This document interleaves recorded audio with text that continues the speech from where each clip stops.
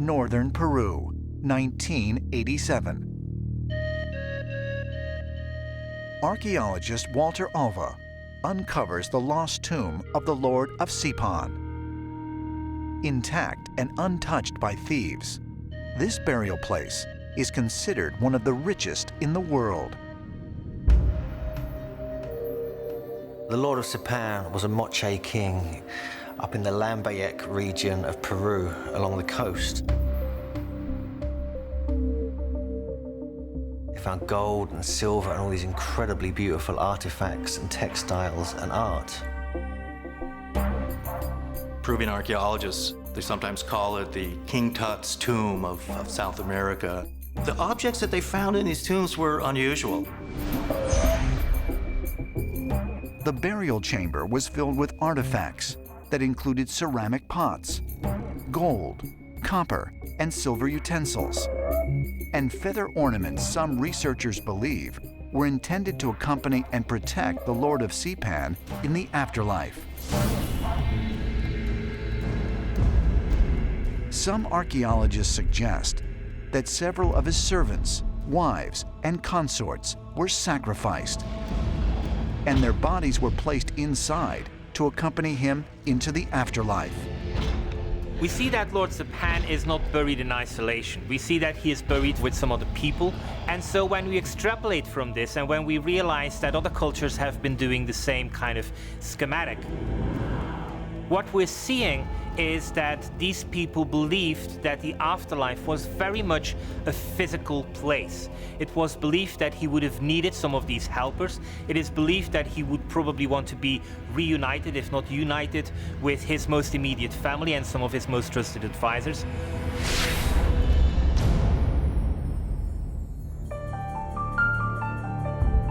Among the incredible treasures buried with the Lord of Sipán were strange statues that some researchers believe are evidence of extraterrestrial beings. As well as servants and all the artifacts, they even found these strange, kind of weird anthropomorphized figurines that some people say resemble beings from other worlds. They show bug-eyed people who do not look like a normal human. So you have at Sipán really a tomb that seems to show extraterrestrial beings, anthropomorphic beings that are half animal, half human, and people who don't look like a normal human being, that look like extraterrestrials. Lord of Sipán's tomb has some very interesting relics that were found within his burial. Were these beings that were going to help him go into the afterlife, possibly back into space or into the heavens? The Lord of Sipán's disciples believed that he was not a mere mortal, but actually half god and half man. But specifically what is of interest is that he has a face mask which is made of gold, and his body largely is dressed with copper shielding. So all of a sudden we see somebody whose that body is meant to resemble clearly something else, a shining one, the divine being which he was once believed to be, but also which in death he was believed to once again become. Was the Lord of Sipán really half man, half god, as his followers believed? And might the figurines found in his grave really represent the ancient ruler's extraterrestrial origins? If so, is it possible that this tomb, like the ones found in Egypt, really served as a portal to the stars? Ancient astronaut theorists say yes, and believe more evidence can be found by looking at the boat-shaped coffins and strange burial rituals of the ancient Turajan people. South Sulawesi, Indonesia.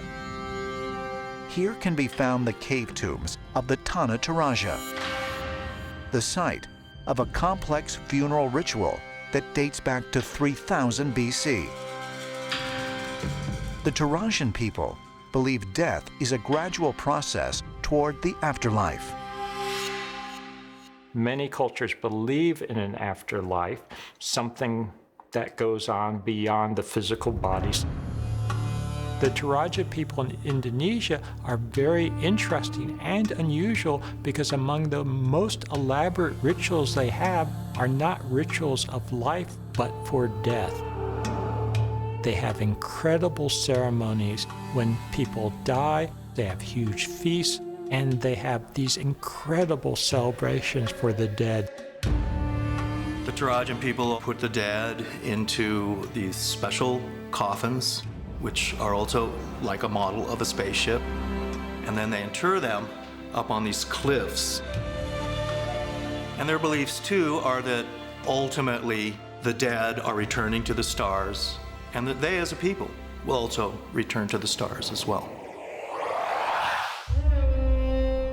Standing in the most honored locations of the greatest cities on Earth are massive stone obelisks pointing to the sky. When you look at true power cities around the world, Paris, London, New York, Washington, D.C., they all have one thing in common: obelisks. There are obelisks at key locations in some of the most important cities on the planet. In a key square in Istanbul, there is an ancient obelisk from Egypt with hieroglyphics. Another is in Paris at the Place de la Concorde, which is in the largest square in Paris. Although they are found across the globe, the vast majority of the world's obelisks have a single point of origin: ancient Egypt. In fact, most obelisks that adorn major cities were originally part of Egypt's ancient landscape. In ancient Egypt, there were over 100 obelisks that were sculpted and erected. Only 9 or 10 of them remain in Egypt, but a lot actually are outside of Egypt. Obelisks have literally become the spoils of war, where a country invades Egypt or a country overtakes Egypt. And this goes back to Roman times. And they would take obelisks away to erect in their own capital city, whether it was Rome under Roman times or later Constantinople. The removal of obelisks from Egypt continued right into the 19th century. The Paris obelisk was carried from Luxor in 1833. London purchased its obelisk from Egypt in 1878. Cleopatra's Needle was given to New York as a gift from the Egyptian government in 1881. Why would you want to move them around and take them to foreign countries? And I think the answer must lie in the fact that they were seen to have an inherent power within them. The Egyptian obelisk is one of the most unique pieces of architecture in ancient Egypt. Every obelisk you look at, it is a perfect mathematical equation. Geometrically perfect, physics-wise perfect. They were always made of granite, and they were four-sided and towered upwards and eventually ended in this perfect pyramid. Most obelisks are found in pairs, often at the entrance to certain temples, and most of the obelisks have beautiful hieroglyphs carved into them. Most hieroglyphs that are on the obelisks are always the king asking the gods to be there for him on his journey through the afterlife, so they can arrive to the afterlife and live for immortality. And the top was always dedicated to the sun god Ra, one of the most powerful gods in ancient Egypt. The pyramid-shaped stone on top of each obelisk, called the Benben stone, was a design rooted in Egyptian mythology. The Benben was a vehicle which Atum, the god of all creation, used to travel back and forth between the heavens and earth. We think of the Benben as a craft because it is believed to have come from the stars originally. When the god Atum arrived on Earth, he arrived in the Benben. When the god Atum left the Earth, He rose in the Benben and presumably went back to the stars. Curiously, the ancient Egyptian gods were often depicted as human-like figures who came from the stars and possessed incredible powers. And as far as ancient astronaut theorists are concerned, accounts of gods traveling in the Benben could be a case of misunderstood technology. We always have to remember that the technological frame of reference that our ancestors had cannot be compared to the technological frame of reference that we have today. Our ancestors perhaps witnessed some type of a craft descending from the sky, out of which these extraterrestrials came and jump-started civilization. And they tried to replicate the vehicles which those gods arrived in. The Valley of the Kings, Egypt. The Taj Mahal, Agra, India. And King Pakal's tomb, Palenque, Mexico. Spectacular burial sites that date back thousands of years are found across the world. According to mainstream researchers, these locations are the final resting places for ancient leaders. But might they also serve a more profound, perhaps extraterrestrial purpose?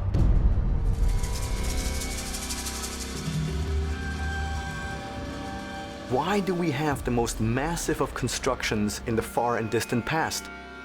Well, and according to the ancient texts and the ancient traditions, this knowledge was given to our ancestors by the gods.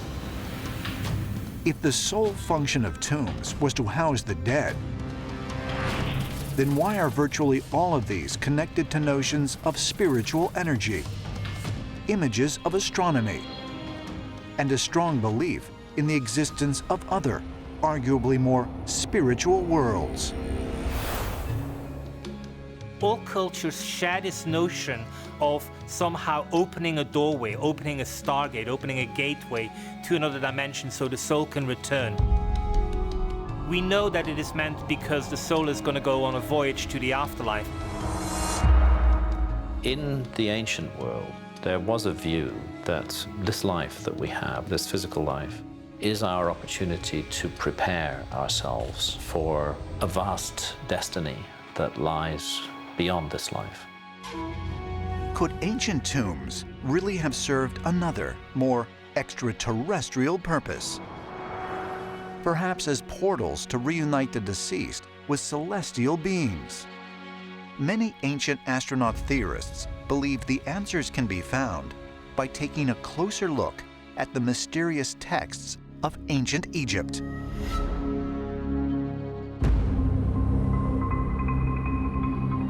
Saqqara. Situated on the west bank of the Nile River, 20 miles south of Cairo, this archaeological site is one of the oldest and largest burial grounds in all of Egypt. Egyptologists called these monuments tombs. But to the Egyptians, they were not tombs. They were gateways to the afterworld. It is through these structures that the king will begin a journey into the underworld in order to face obstacles, dangers, and threats. And if he would overcome these threats, he would be given passage into the afterlife kingdom of Osiris.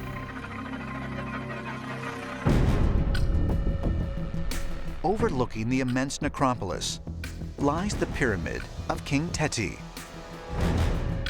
the first ruler of Egypt's 6th dynasty. Teti built his pyramid and an adjoining mortuary temple during his reign more than 4,000 years ago. I'm walking on what's left of the ancient causeway of King Teti I. That's his pyramid. And here is his very much ruined mortuary temple.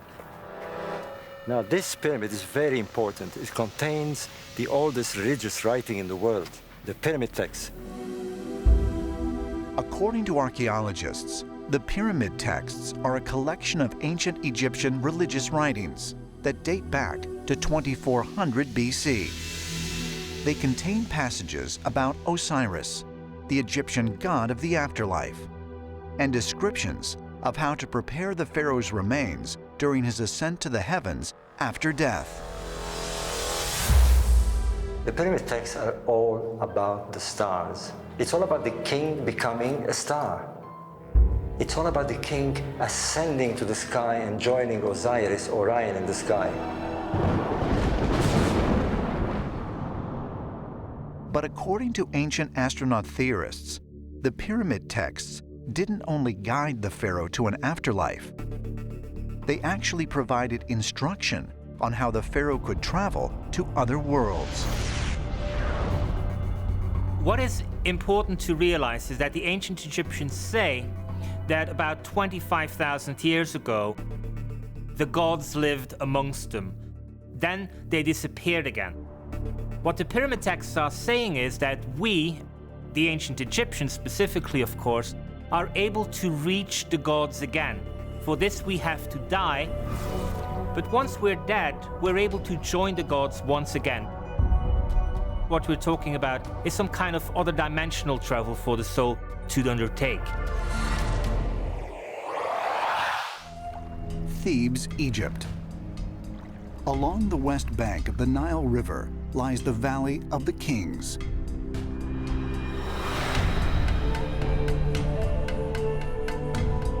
Here, in 1922, archaeologist Howard Carter discovered the 3,000-year-old tomb of the pharaoh Tutankhamun. When Howard Carter opened the burial chamber of Tutankhamun, it was the first time anybody had seen the burial chamber of a pharaoh. Untouched since the pharaoh's death in 1333 BC, the tomb was full of the boy king's earthly possessions. It's very much the idea of having what you would have had in your house in this world with you to be there in the next world. And part of this whole idea of the tomb as a magical machine to bring you into the next world. To help Tutankhamun on his journey into the afterlife, the walls and ceiling of his burial chamber were decorated with illustrations from the Egyptian sacred Book of the Dead. The Book of the Dead was a collection of spells relating to the transition between death and rebirth. The basic idea was to provide the dead person with what they needed magically to get through, because there were various trials and tribulations to be faced before you were reborn into the next world. They had to encounter various demons. Everything from giant cockroaches to horrendous beings with knives instead of heads. All sorts of nightmarish visions you had to get through. And one of the things the Book of the Dead does is to explain how you deal with these various demons. Inside Tutankhamun's tomb, the archaeologists also discovered a sarcophagus with the young king's embalmed body, well preserved, with vital organs removed and sealed in jars. Like many ancient Egyptians, King Tut was mummified based on the belief that upon entering the underworld, his body would regain its powers of movement and speech. There seems to have been a kind of belief that the stellar or astral aspect of the dead king maintained a contact with the tomb, and that the soul would return back to the physical body. The ancient Egyptians believed the tomb was the vessel in which the deceased's body, attended by its visiting soul, journeyed to the world beyond the grave. We today see the idea of being placed in a coffin and put underground as something like simply the disposal of the dead or the burial of the dead. For them, it was far more than this. It was like going back to the primordial womb of a sky goddess whose name was Nuit. And she was represented by the Milky Way. And by doing that, you'll go back to being a star. It was believed that the soul itself could become a star. The practice of preserving a dead body, or embalming, did not begin with the Egyptians. Embalmed human remains have been found in Chile and Peru, dating to 5000 BC. But what compelled ancient man to preserve their bodies after their deaths? Did they really believe they would return to Earth, body and soul? If so, what had they seen in life that would suggest that such a thing were even possible? Throughout history, mankind has consistently believed that when they died, they would go to the stars, and the Egyptians believed that too. You have to ask yourself, where did our ancestors get these ideas that on our death we're being transported to the stars or to another world? Wouldn't this have come from extraterrestrials? The techniques that were used were given to the ancient Egyptians by the gods, the guardians of the sky. Who were these guardians of the sky? Well, according to ancient astronaut theorists, they were flesh and blood extraterrestrials. Shanxi Province, China, April 5th, 2019. In the ceremonial courtyard of the mausoleum of the Yellow Emperor, 10,000 people gather to watch a traditional dragon dance. The dragon dance is an ancient ceremony which for thousands of years has been a representation of the dragons coming from the sky and returning to the sky. This is part of the Chinese culture, of the Chinese civilization. So it's very important for the Chinese to have this dance. The Chinese people from the very little, from toddlers on, know about the dragons. The dragons are ever present. Ancient China was a land where humans lived in tandem with the divine beings, with the gods. And the gods rode upon dragons. And so for this reason, the dragon became revered as a sacred symbol throughout China. Here in Shanxi, in what is known as the Qingming Festival, the ceremony celebrates the deity considered to be the father of all Chinese people. The Yellow Emperor, also known as Huangdi, is a legendary ruler who founded Chinese civilization nearly 5,000 years ago. The Yellow Emperor, Huangdi, is this semi-mythical figure in Chinese history. He's an originator of Chinese civilization and culture, and he is credited with numerous inventions that came to define Chinese civilization. Anything from domesticating animals to the calendar and various astronomical sciences. And the Yellow Emperor also crafted a magical cauldron. And one version of the story has a dragon emerging from the cauldron. And then the Yellow Emperor jumps on the dragon's back, and the dragon ascends up to heaven. The Chinese would say, we're the descendants of the Yellow Emperor. That's one way of putting how Chinese believe him to be, the very founder of Chinese civilization. In fact, just about everything that you would think as the basic elements of civilization is somehow associated with the Yellow Emperor. We Chinese people consider ourselves the descendants of the dragon. So there should be a certain connection between the identities of the Chinese people, both as the descendants of the Yellow Emperor and as the descendants of the dragon. At the end of the Qingming Festival, the dragon is released into the sky, symbolizing Huangdi's departure from Earth to the heavenly realm. The Yellow Emperor is believed to have flown up to the sky and dwell in the pole star at the very center of the sky. And there he actually would live forever. The idea of a dragon, a metaphysical being who looked very real, had to come from somewhere. They could not just imagine a complicated being like Chinese dragons. They had to see objects that were flying at incredible speeds and the superior beings riding on them. Now, from the ancient astronaut perspective, the dragon was never a dragon. It was a flying craft.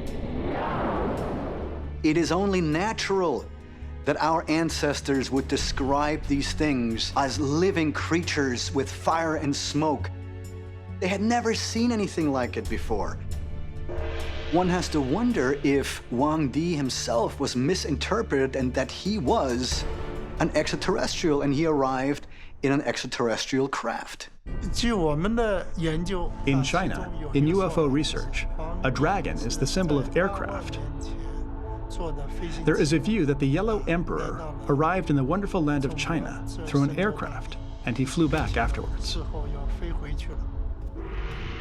Could the story of Wang Di traveling on a dragon be an account of an extraterrestrial traveling in a spaceship, as ancient astronaut theorists suggest? In the modern world, tales of dragons are widely considered to be strictly a product of the imagination. But some researchers believe physical evidence exists that suggests the ancient stories of dragons could be true. December 30th, 2013. In an international television news broadcast, former Canadian Minister of National Defense, Paul Hellyer, makes an astonishing statement. He claims to have knowledge that extraterrestrials are visiting Earth. Why do you say that UFOs are as real as the airplanes flying over our heads? Well, because I know that they are. They've been visiting this planet for thousands of years.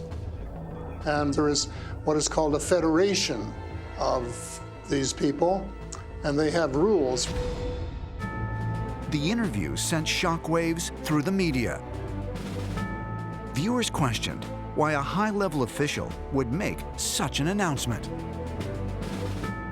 Paul Hellyer first came forward in 2005, but it wasn't until January of 2014 that his story truly went viral. That gave me the dubious distinction of being the first person of cabinet rank in the G8 group of countries who ever said categorically, without reservation, UFOs are real, and you have to accept them as being real. This is difficult territory, but I understand there's a federation that is monitoring us most closely and keeping tabs on us. Could there be truth to Hellyer's statements? Is it possible that there is a galactic federation of extraterrestrials overseeing Earth? But if so, what is the evidence behind such astounding claims? Edgewood Arsenal, Chesapeake Bay, Maryland, 1952. As part of a secret government program termed Project Penguin, medical doctor and psychiatrist Andrea Puharich set up a special laboratory where psychics and military personnel gathered to investigate psychological manipulation and hallucinogenic drugs. Perhaps one of the most compelling and controversial aspects of Puharich's research was channeling, which involved making contact with non-physical beings through the use of psychics. It's very important that we understand that this was a serious scientific endeavor. No candles or holy water, any of that was used. Puharich used a Faraday cage, a copper room that was specially insulated according to US naval standards. It would prohibit mid-level electromagnetic waves and electrostatic. In this Faraday cage, individuals would relax and allow the mind over matter signal to take place. In December 1952, Puharich invited Hindu mystic and doctor D.G. Vinod to one of these channeling sessions. During the experiment, Vinod went into a deep trance and made contact with a group of entities called the Nine. At the very beginning, they just announced themselves as 9 principles of the universe. Well, that's pretty big to start with. But nevertheless, they said they were extraterrestrials. They were forces from beyond. The 9 said that they were an eternal presence, that they had been watching humanity from the very beginning, and that they were gods, guides, and this was what particularly interested Puharich, the idea that if they are gods, they of course have wisdom, and Puharich wanted to ask for guidance. The 9 came up with a number of different messages involving their being guardians for the human race, creators even. Puharich, he said, "What is your name? Who are you?" And that was the great revelation, because the being said, "I am Atum." And Atum was the great father god of ancient Egypt, and introducing not only the 9 principles, but the 9 great gods, or the Ennead of ancient Egypt. Is it possible that Puharich actually made contact with the 9 great gods of Egypt? Could this be evidence of a long-standing federation of extraterrestrials overseeing earthly affairs? Greece, the island of Crete. On the Lassithi Plateau, over half a mile above sea level, lies the Dictyon Cave.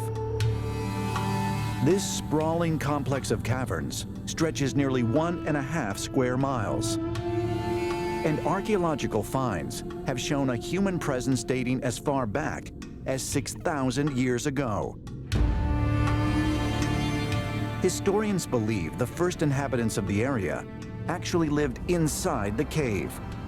And according to legend, its many chambers were once home to an otherworldly being, Zeus, the Greek god of thunder. In Greek mythology, Zeus is the son of Cronus, the king of the first generation of gods, known as the Titans. Zeus's father, Cronus, is not particularly excited about giving birth to a child because he's heard a prophecy that one of his children is going to overthrow him. So just as soon as his children are born, he just swallows them all down. Now, his mother, Rhea, who's Cronus' wife, is distraught about this, so what she does is substitute a rock that she's wrapped up in swaddling clothes, gives it to Cronus, which he swallows down. And what she does is hide Zeus away in a cave, so he grows up there. In Theogony, the 8th century BC poet Hesiod describes the cave Zeus was hidden in as lying in these very mountains, and specifically near the city of Lyktos, the location of the Dictyon Cave. But the similarities between this cave and the cave of Zeus described in Greek mythology go much further. The ancients say that when they are talking about mythology, it is about unrecorded events of their past. According to the Greek myths, the child Zeus was nourished on a mixture of honey and milk at the udder of the goat. Now, around 1900 AD, a chamber in the Dictyon Cave was identified by locals as the birthplace of Zeus. And when archaeologists went in there, they discovered an altar with remains of numerous religious offerings, amongst them honey and goat milk. These remains date back 4,000 years to the exact period in which the ancient Greek stories took place. The question is this once again a coincidence that modern excavations find remains in this cave that match up with what's written in Greek mythology? Also found in the Dictyon Cave were numerous artifacts dating back to what would have been the time of Zeus's childhood, according to the Greek stories. Among them was a fragmentary inscription bearing a hymn dedicated specifically to Zeus. Could the Dictyon Cave really be the cave described in Theogony? And if actual locations from Greek mythology really do exist, could legendary characters and events also be based on historical fact? We think of mythology as something which has been invented. But really, when we look at the ancient Greeks, they believed that the War of the Titans physically happened, that this was a war which was fought in heavens by the deities. In Greek mythology, the War of the Titans is a celestial battle waged by Zeus and his siblings, known as the Olympians, against their father Cronus and the Titans. The Olympians, who are the victors in this battle, were the gods worshipped by the ancient Greeks. But according to ancient astronaut theorists, these human-like beings may have been something other than divine, and this mythical war may have been an actual historical event. To support this claim, they point to the existence of similar myths and stories told by different cultures throughout the world. When it comes to warring parties of gods, Greece is not a standalone issue. We have the same thing in Ragnarok. In Norwegian mythology, we have this idea that the gods fought amongst themselves as well. We also have stories from Sumerian, Babylonian, Hittite accounts where it says that the wars were fought between gods. We see the same story of Titans being overthrown by a new set of gods in the Sumerian epics of the Anunnaki coming here as the original culture in ancient Iraq.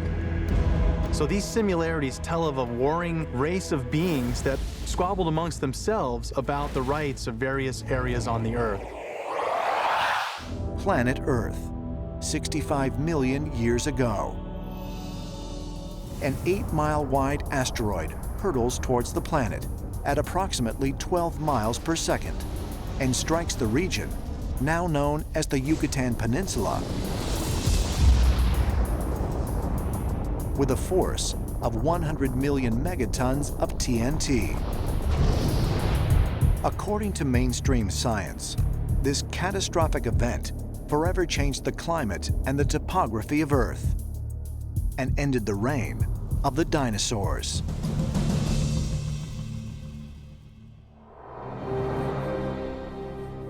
The object that came in was 8 or 10 miles in diameter. That impact dug a deep hole, lofted material into the atmosphere, black dust, which shrouded the planet in darkness for months, maybe for a couple of years. So there had been a time in which the sunlight was simply shut out from the Earth's surface. And photosynthetic organisms like plants would begin to die. The plant-eating dinosaurs would have nothing to eat and would have died off. The meat-eating dinosaurs would then have nothing to eat either. And this might have lasted anywhere from 5 to 10 years. How quickly the extinction took place is a matter of debate. But is it possible that some species of dinosaur actually survived this cataclysmic event? And not only survived, but thrived for several thousands or even millions of years. Perhaps clues can be recovered near a crater where scientists believe the giant asteroid struck the Earth, right in the heart of what is now the Yucatan Peninsula. Today, less than 90 miles from the epicenter of the asteroid impact, lies one of the largest and best preserved cities of the ancient Maya, Chichen Itza. You have to wonder if it's not some strange coincidence that the same spot, the Yucatan, which experienced this devastating asteroid strike, which caused extinction of the dinosaurs, is also the main habitation area of the ancient Maya. Chichen Itza is said to have been the place where the Mayans made contact with the gods. And I I find it an extraordinary coincidence of all the potential places around the Gulf of Mexico which they could have chosen. They took a place where literally something fell from the sky 65 million years ago. And the Mayans believed that this contact with the gods, this contact with the sky, happened there up until the most recent of times. And so what we have here is either a coincidence or something else going on. And really this something else is only something which hardly anybody has touched upon. But I think it is something which really needs to be explored in far more detail. In the Mayan area and other areas of Mexico, there are curious depictions of dinosaurs. There's pterosaurs, there's a famous dinosaur that appears on one of the paintings at Bonampak.